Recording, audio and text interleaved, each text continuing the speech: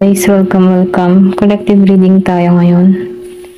Tingnan natin kung ano yung current energy ng person mo. Be open-minded po, hindi po halos lahat makaresonate. Kaya piliin nyo na lamang.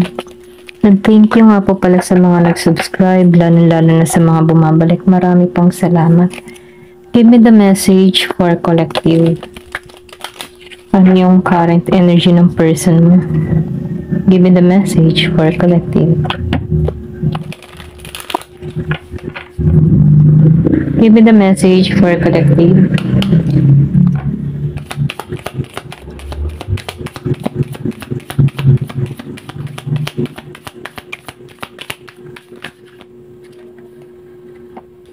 Meron ka dito, Knight of Cups. Meron dito, Ten of Pentacles reverse. And Six of Pentacles upright. Excuse me.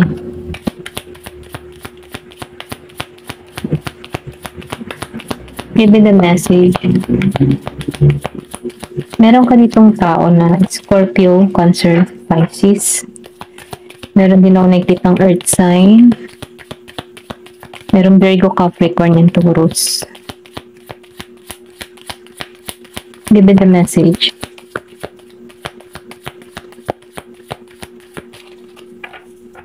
Nakikita ko itong person mo. Kumbaga, more on water sa inyo nakikita ko dito. More on cups. So, ibig sabihin yung person mo dito, gusto nito mag-offer sa'yo dito sa Three of Cups. Then, sinabayan pa ng Nine of Cups and Seven of Cups. So, nakikitaan ko dito, nag-iisip to ng pagpaplano or pwede rin sabihin, nag-iisip to ng mga hakbang kung paano kikilos sa'yo dito sa Seven of Cups and Three of Cups. Gusto nitong makipagkasundo. Kung kayo man ay dito ay nagkaroon ng alitan, dahil lumabas ang Ten of Cups reverse, meron dito nagkaroon ng separation, hiwalayan, or pwede rin sabihin hindi na nag-uusap. Pero itong tao mo dito, nakakaisip to, okay? Na gusto nitong bumawi dito sa Nine of Cups. Kumbaga, gusto nitong punuin kung ano yung mga nawala sa inyo. Ito yung mga pinaplano niya ngayon, okay? Nakikitaan ko rin dito, nag-iisip tong person mo. Kumbaga, nag-iisip siya kung tutuloy ba o hindi. Okay? Ganun yung energy ng person mo. Pero ito yung gusto niya mangyari. Buuin muli, okay? Maybe meron dito nangyari sa inyo na kung saan nagkaroon kayo ng hiwalayan or parehan or pwede rin sabihin nagkanya-kanya kayo dito, okay? Pero ganun pa man dumarating siya sa point na naaalala ka ng tao neto dito sa Nine of Cups and Seven of Cups. Kaya itong tao neto gusto nitong makipagkasundo sa'yo dito sa Three of Cups. Then nakikitaan ko rin dito andito siya sa Knight of Cups na kung saan nagpapakatatag tong tao na ito. Kumbaga, meron kang person dito na ginagamit niya yung instinct niya, yung intuition niya dito.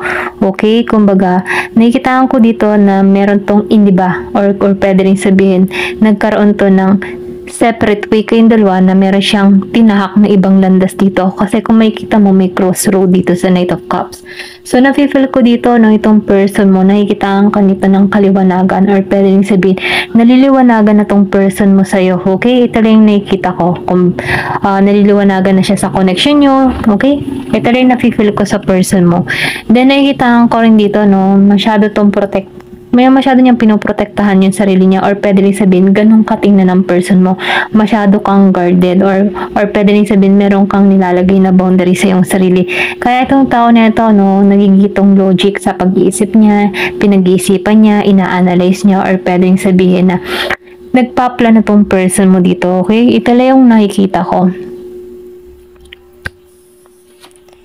Then dito, sa Three of Cups, nasasaktan to, Gemini, Aquarius, and Libra. Meron dito, nasasaktan. Hanggang ngayon, nakikitaan ko dito na meron kang person dito na hindi maka-moving on, okay? Hindi maka-move on sa sitwasyon, kaya nasasaktan siya.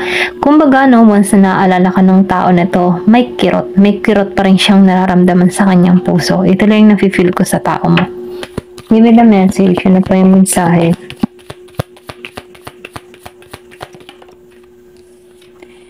Then dito, anong sa yung observe, dito makatulog. Ito lang yung nafe-feel ko sa person mo.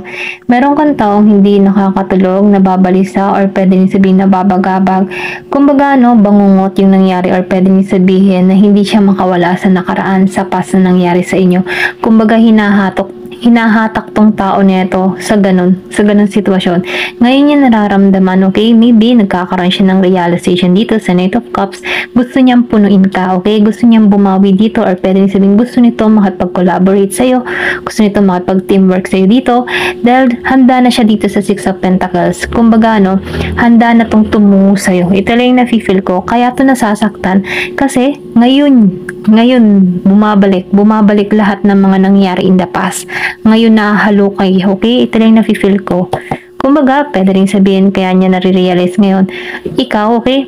Maybe dahil meron siyang pagsubok na kinakaharap, or pwede rin sabihin meron siyang na yung bang tipong ikaw lang yung makakatulong sa kanyang sitwasyon, or pwede rin sabihin isa ka sa taong sumusuporta sa kanya nung panahon nagsasama kayo.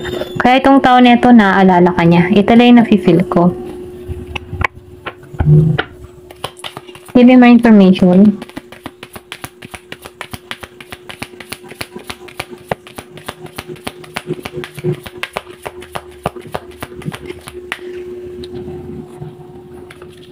Meron ka ditong Six of Swords. So, talagang nasasaktan tong person mo, no? Sa Six of Swords. Kumbaga, no? Ang bigat lang nararamdaman niya. Gusto niyang alisan to, at ang alam niya lang para maalisan to ay yung kausapin ka dito ng personal. Ito lang nafe-feel ko. Kumbaga, no, gusto nito na matapos na lahat ng bigat na nararamdaman niya.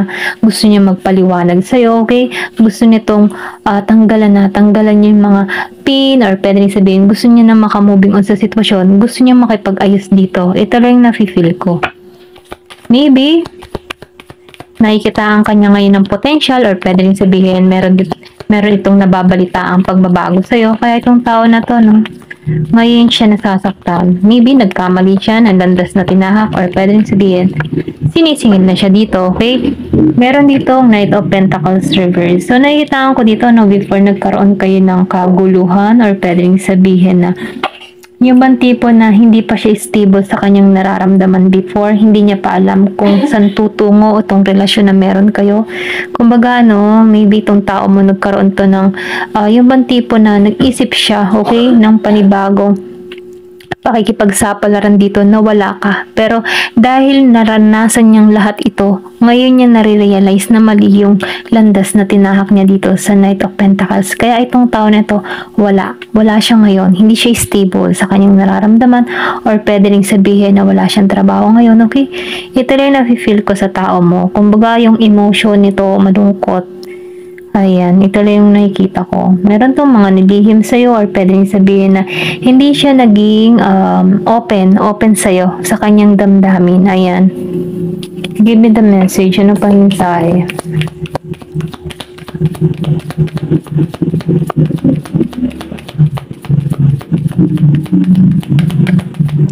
Ayan, Ten of Pentacles. So, ito yung gusto niyong maging mangyari, oh. Okay? Ito yung gusto niyong mangyari sa sitwasyon. Maging masagana kayong dalawa, maging stable, magkaroon ng solid foundation yung samahan, okay? Happy. Ito yung mga pinaplano niya, ito yung pangarap niya para sa'yo, okay? Na kung saan naudlot. Ayan, ito lang yung nakikita ko. Ayan, tingnan pa natin dito sa isang card kung ano pa yung mensahe. Give me the message. Ano pa yung mensahe dito? Ano pa yung gusto mangyari ng tao mo? Kasi nakikita ko nagkakaroon na to ng realization. So, itong tao na to, ngayon yung nare-realize na ikaw pala yung kasiyahin niya. Ganyan. Ikaw pala yung abundant niya para rito. Okay? Kumbaga, no, itong tao mo, malungkot. Ngayon siya nasasaktan.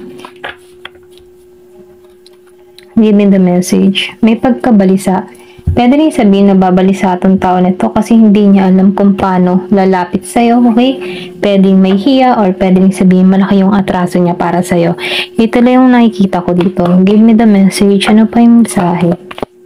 So, the sun, ito yung gusto niyang mangyari dito, okay? Maging masaya, maging matagumpay yung plano niya para sa'yo, or maging masaya kayong dalawa, okay? Gusto nito magkaroon ng happy lang, okay? Yung tipong hindi siya nawawala ng pag-asa dito. Kahit meron siyang takot dito, nafe-feel ko magte-take to ng risk, okay? Kumbaga magte-take to ng maglalakas loob to na sumugal muli sa'yo, or pwede sabihin na harapin ka.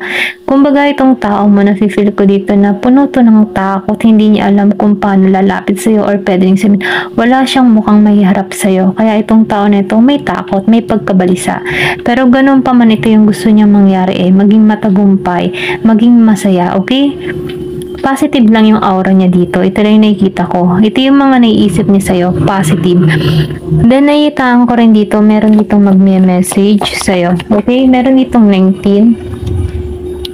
Meron ditong 5 of Pentacles upright. So, nakikitaan ko dito, no? Merong nangyari sa inyo dito. Yung iba sa inyo, meron kang person na nakakaranas ng sakit, or pwede rin sabihin, meron siyang dinaramdam. Okay, meron tong nararamdaman na kung saan mabigat para sa kanya. Pwede rin sabihin yung iba sa inyo, gipit yung person niya. Okay, nahihirapan sa isang sitwasyon, or pwede rin nawalan ng trabaho dito sa 5 of Pentacles. Kaya itong tao na ito, pwede rin sabihin ko yung nagiging mapalad sa sitwasyon. Kaya itong tao na ito, no, hindi niya alam kung paano lalapit sa'yo kasi matagumpay ka na dito. Okay? Ito lang yung nafe-feel ko. So, ngayon itong tao mo, no, gusto niya mangyari. So, nakikitaan ko dito na ito ay yung bang tinatamaan ng guilty sa mga ginawa niya sa'yo. Kaya, ayan, ito lang yung nafe-feel ko. Kaya itong tao mo, no, may lungkot, nahihirapan, nasasaktan. Ito yung gusto niya mangyari, masaya. Or pwede rin sabihin, nakikita ka ng tao mo na masaya, na hindi siya kasama. Ayan. Give me the message. So, Ace of Swords. So, nakikitaan ko dito, no, kinat mo to. Kumbaga, napagtagumpayan mo tong pagsubok na to. Kumbaga, naalisan mo to. Kumbaga, itong mga nangyari na ito, alaala na. Pero, ganun pa man, no, nasagi pa rin sa isip mo tong tao mo, or pwedeng sabihin naaalala mo pa rin tong tao na ito.